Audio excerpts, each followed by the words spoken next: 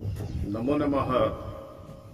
नागार्जुन में संस्कृत महाविद्यालय तरवणी दरभंगा साहचार्य अहम वीर सनातन पूर्णेन्दु राय विषय साहित्य कक्षा साहित्य शास्त्री प्रथम खंड फर्स्ट पार्ट पाठ्य शीर्षक अद्य अस्ति साहित्य दर्पणस्य वस्तुनिष्ठ प्रश्नोत्तराणि संग्रह दिनांक 13 जून 2021 शनिवार। छात्रों, हम लोग को शास्त्री प्रथम खंड में जो है साहित्य दर्पण का 1 से 3 परिच्छेद पढ़ना है। उस निमित्त जो है कुछ वस्तुनिष्ठ प्रश्नोत्तर का संग्रह मैं आज प्रस्तुत कर रहा हूं। नंबर 1, आचार्य विश्वनाथ कस्य संप्रदाय से आचार्य। आचार्य विश्वनाथ किस संप्रदाय के आचार्य हैं? रस संप्रदाय से आचार्य। ये रस संप्रदाय के आचार्य हैं। आचार्य विश्वनाथ और मम्मट के काव्य प्रकाश और आचार्य विश्वनाथ के साहित्य दर्पण।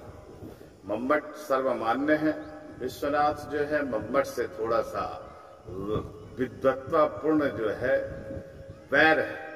कहते हैं कि उन्होंने जो है अपना काव्य का नाम रखा साहित्य दर्पण, और दर्पण इसलिए रखा क्योंकि काव्य प्रकाश जो है दर्पण पर रिफ्लेक्ट करता है तो उसी व्यक्ति की तरफ जाता है। बड़ा ही इसमें रोचक तथ्य है, ये सब आगे हम लोग क्लास में पढ़ेंगे। ऑनलाइन कक्षा में जो है आप लोग इतना ही समझिए कि विश्वनाथ रस संप्रदाय के आचार्य हैं। विश्वनाथ ही ने काव्य से किंग लक्षणम कृतम। विश्वनाथ ने जो है काव्य का क्या लक्षण किया? वाक्यम रसात्मकम काव्यम, वाक्यम रसात्मकम काव्यम। क्वेश्चन नंबर 3, कस्य मते वक्रोक्तिस्तु अलंकार एव वास्ति। विश्वनाथ के मत में वक्रोक्ति एक अलंकार है। विश्वनाथ मते काव्य शरीरे रसस्य का स्थिति वर्तते।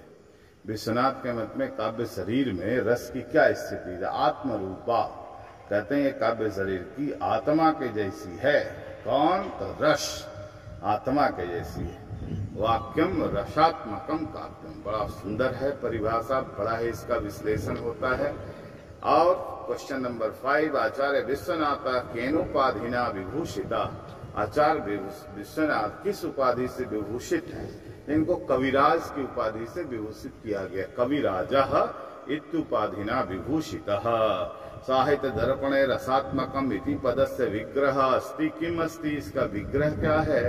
रस एव आत्मा यस्य। रस एव आत्मा यस्य, रस ही आत्मा है जिसका। विश्वनाथस्य पितुर्नाम किमासीत्। विश्वनाथ के पिता का नाम क्या था? तो चंद्रशेखरः पितु नाम आसीत्। विश्वनाथ मते काव्य गुण काव्य शरीरे कीदृश वर्तन्ते शौर्यादिवत्। कीदृश वर्तन्ते शौर्यादिवत्, शौर्य के जैसा। विश्वनाथ कविराज मते काव्य अलंकार कीदृशो विराजन्ते। कहते विश्वनाथ के मत में काव्य में जो अलंकार है वो कैसे विराजमान है? कहते कटक कुंडलादिवत। कटक कुंडलादिवत, जैसे हम लोग कान में पहनते हैं, कुंडल पहनते हैं, नाक में पहनते हैं, यहाँ पहनते हैं आभूषण, यानी कि बाह्य आभूषण। ये बाह्य सौंदर्य जो है अलंकार को इन्होंने द्योतित किया है ना। तो कहते हैं कटक कुंडलादिवत। साहित्य दर्पण की अंतः परिच्छेदा संति। साहित्य दर्पण में कितने परिच्छेद हैं? तो 10 परिच्छेद हैं। परिच्छेद का मतलब चैप्टर। कितना चैप्टर है, कितने अध्याय है, कितने, ये अपने अपने विद्वानों का मत होता है कि अपने काव्य का चैप्टराइजेशन जो करते हैं उसका अलग अलग नाम अपना अपना विचार के अनुसार रखते हैं ना। जैसे कि मम्मट ने उल्लास रखा है चैप्टर का नाम, इन्होंने परिच्छेद रखा है। साहित्य दर्पणे कस्य शैली विलोक्यते, यानी क्वेश्चन नंबर 11 है मेरा का साहित्य दर्पणे कस्य शैली विलोक्यते। कैसी शैली, किसकी शैली को विलोकन किया है? तो काव्य प्रकाशस्य शैली का विलोकन किया है। क्वेश्चन नंबर 12, शब्दस्य मुख्या शक्ति का। शब्द की मुख्य शक्ति कौन सी होती है? तो शब्द की मुख्य शक्ति है अविधा। अविधा शक्ति है। अविधा, लक्षणा, व्यंजना, 3 शक्ति है ना। तो उसमें अविधा जो है मुख्य शक्ति है। मुख्यार्थवादे सती प्रयोजन वसात रूढ़ी वशाद्वा या वृत्ति प्रयुज्यते सा कास्थ। कहते मुख्यार्थ का जहाँ बात हो जाए और उसके बाद जो है प्रयोजन वसात या रूढ़ी वसात जो वृत्ति प्रयुज्य होती है उसे हम क्या कहते हैं? तो उसे लक्षणा कहते हैं। मुख्यार्थ बाधे तद युगे, मुख्य अर्थ का बाध हो जाता है। ऐसे समझिए जैसे मैं चल रहा हूँ, बोला देखो हाथी का बच्चा जा रहा है, वहां ना हाथी है न बच्चा है, मुख्य अर्थ का बाध हो गया है ना, है तो मोटा, व्यक्ति जा रहा है उससे तुलना कर रहा, लक्षणा कमेंट्स है ना। गंगायाम घोषा इत्यत्र लक्षणा मूला शाब्दी व्यंजना गंगा पदार्थ को अर्था बुद्धते। कहते हैं गंगायाम घोषा, गंगा में घर, ऐसा है कहते हैं ना कि आपका घर कहाँ है, बस बस रोडे पे समझिए। उसी तरह जो है गंगायाम घोषा, घर में, गंगा में तो घर हो नहीं सकता, इसका मतलब घर कैसा, सत्य पावनत्वादि तिसया, यानी कि वहाँ शीतलता है, पावनता है, पवित्रता है, कहने का तात्पर्य है ना। सत्यादि पावनवत्तादि सयः गंगायाम घोषा उदाहरण अस्मिन का लक्षणात्। कहते हैं कैसा लक्षण है? तो प्रयोजन मूला लक्षण है, ऐसा प्रयोजन है बोलने का।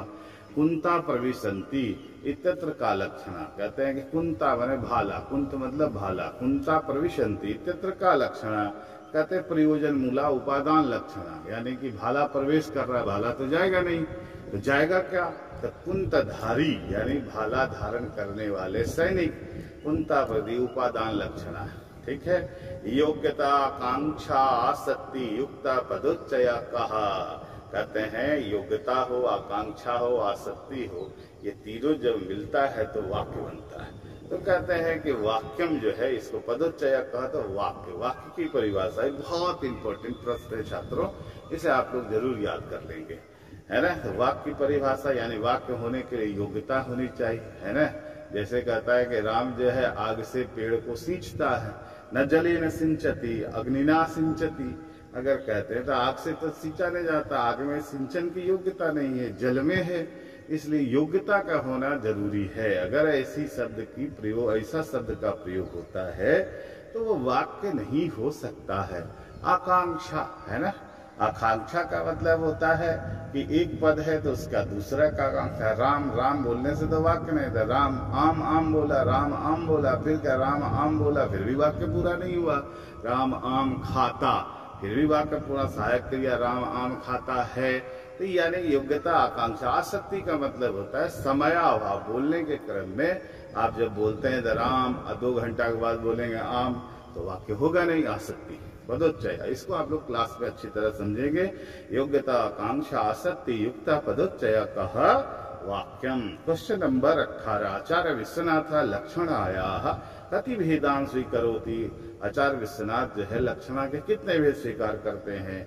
तो 80 की भेदान, 80 प्रकार के भेद को स्वीकार किया है।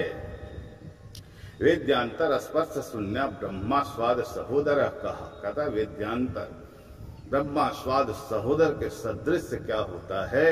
तो रस होता है, रस संप्रदाय। रस जो है आत्मा, बड़ा मान्य संप्रदाय है, इसको आप लोग अच्छी तरह पढ़ेंगे। आचार्य में जाते जाते आप लोग रस सिद्ध हो जाएंगे, है ना। रति कस्य स्थायी भावा, रति जो है किसका स्थायी भाव है? श्रृंगार का स्थायी भाव रति है। श्रृंगारस्य सर्वभावेषु प्रधानः भावः कहा, सभी भावों में प्रधान भाव कौन सा है? तो आप लोग कहेंगे स्थायी भावः प्रधान भावः अस्ति। स्थायी भाव जो है प्रधान भाव होता है। करुण रसस्य स्थायी भाव का, करुण रस का स्थायी भाव क्या होता है? तो वो शोक होता है। स्थायी भाव जो है स्थित होता है, व्यक्ति जो दृश्य, जो कंडीशन, जो सीन को देखता है वो भाव उपस्थित हो जाता है। अगर ट्रक से कोई बच्चा कुचल जाता है, आप उसको देखते हैं तो आपको क्या होगा? हास्य की उत्पत्ति तो होगी नहीं, है ना। शांति की उत्पत्ति होगी नहीं, करुण की ही उत्पत्ति होगी। ये जो होता है वो हृदय में स्थित होता है, जो यानी कि सहृदय जो होते हैं उसके अंदर ये भाव तुरंत उत्पन्न हो जाता है वैसे सीन को देखकर। जुगुप्सा कस्य स्थायी भाव, जुगुप्सा जो होता है घृणा, तो कहते हैं ये विभत्स रस, विभत्स का जो है ये जुगुप्सा जो है स्थायी भाव होता है। कहता है कि महाकाव्य कति सर्गा आवश्यका सन्ति।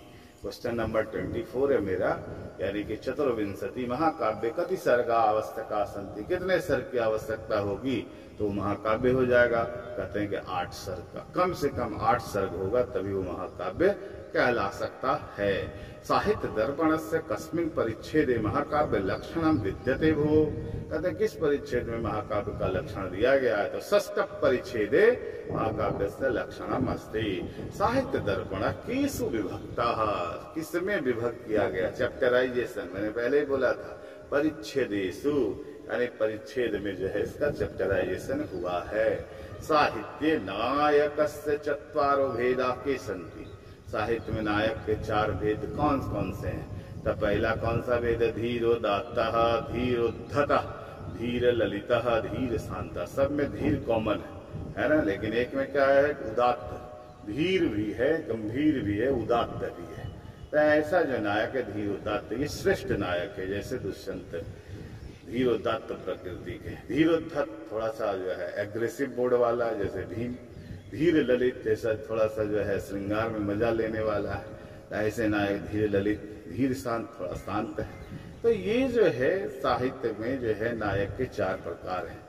साहित्य कति संप्रदायाः सन्ति। साहित्य कति संप्रदाय सन्ति, कितने संप्रदाय? तो 6 संप्रदाय, 6 संप्रदायाः सन्ति। 6 प्रकार के संप्रदाय हैं। कलिंग साहसिकः, अत्र का लक्षण है? कलिंग जो है, कलिंगः, कलिंग वासी जो है साहसिक होते हैं। इसमें कौन से लक्षण? रूढ़िमती लक्षण। ऐसा रूढ़ हो गया है ना कि वहाँ के लोग साहसी होते हैं, रूढ़िमती लक्षण।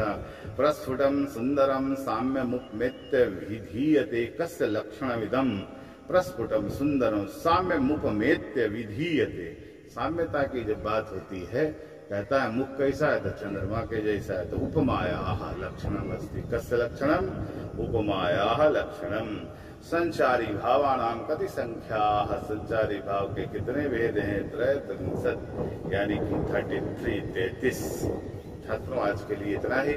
हम लोगों ने आज इसका शुरुआत किया है काव्य से, साहित्य दर्पण का। तो आप साहित्य दर्पण के हमने आज 31 क्वेश्चंस आप लोग को एक संग्रह करवाया है। फिर हम इसके लिए और निमित्त कारण इसको बताएंगे।